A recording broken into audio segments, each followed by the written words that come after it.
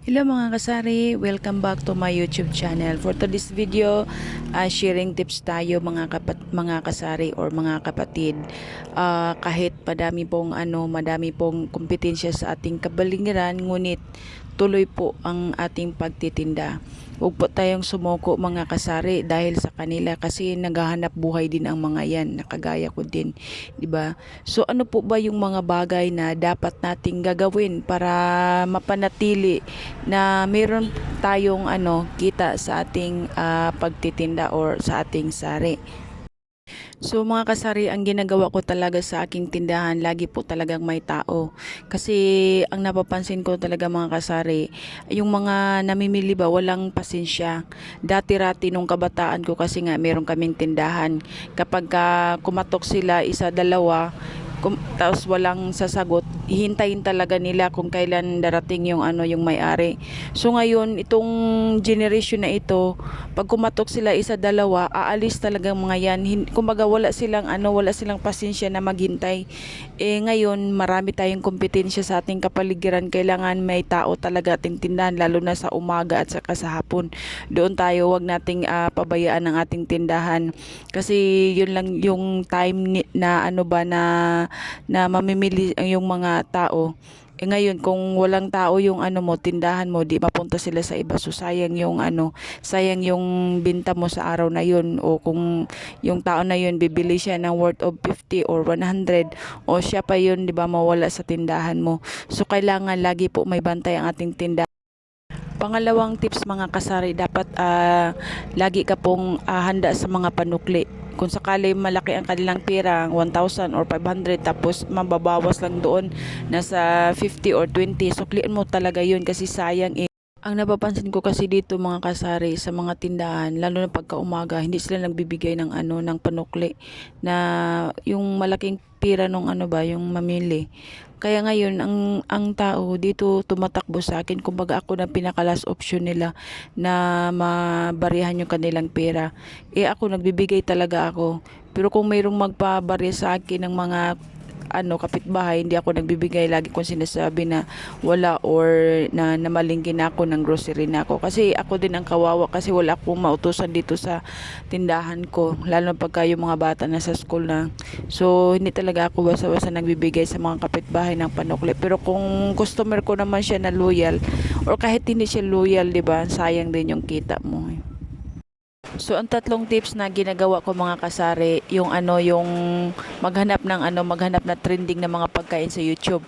Kagaya ng ice candy. So gumagawa ako ng iba't ibang flavor na yung patok sa mga bata ba. Kaya doon mabinta talaga. At saka yun, gumagawa din tayo ng Graham bar.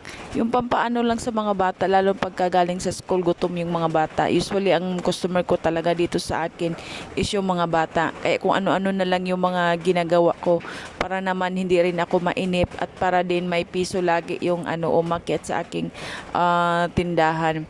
Kaya lagi talaga mga kasari, hindi tayo nawawala ng kita araw-araw.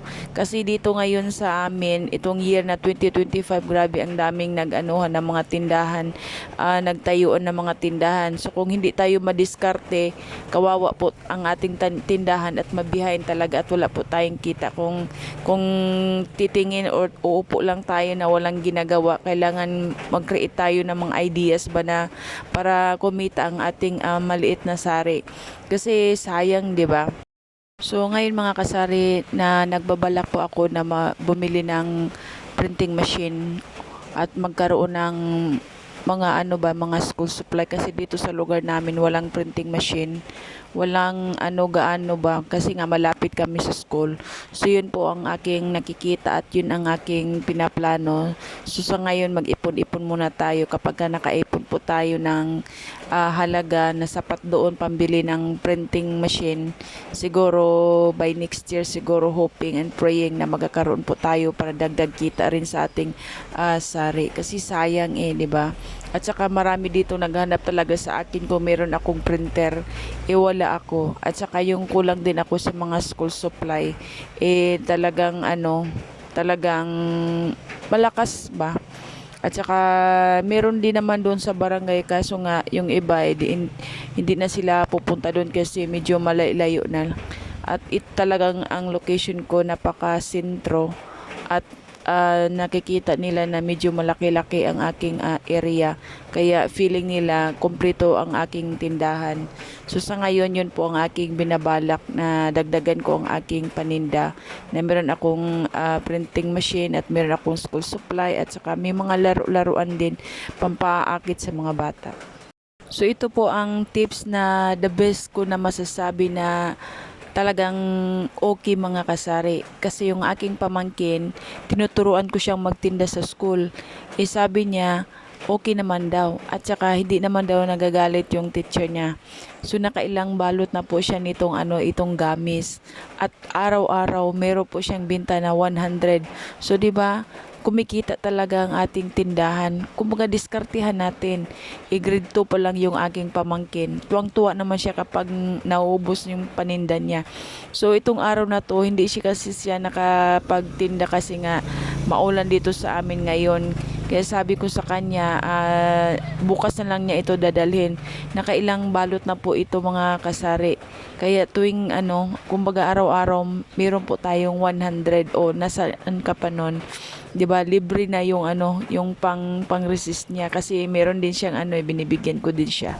So ayun mga kasari, So, kung yan, meron dadalhin kayong niya mga to sa anak o pamangkin, gawin po, turuan So po ito na yung natin ating mga sila na chichirya. magbinta. Yung iba hindi ko na nilagay eh.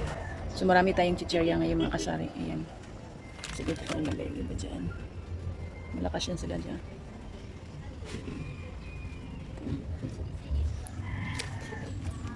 So ang ating juice.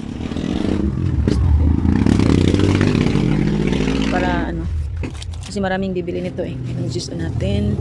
Lagay natin dyan kasi para makita. Ito ang ating Ayan. Display natin para makita ng taong bayan. So mango juice. Ayan. Lagay natin dyan. Juice natin. So, ayan. Makikita yan. Meron naman ako sa ref eh. So magandang ang sikat ngayon ng araw, magandang weather namin ngayon mga kasari. So ito tayo. Update sa ating tindahan. Medyo puno ngayon ang ating tindahan. So itong ating aso.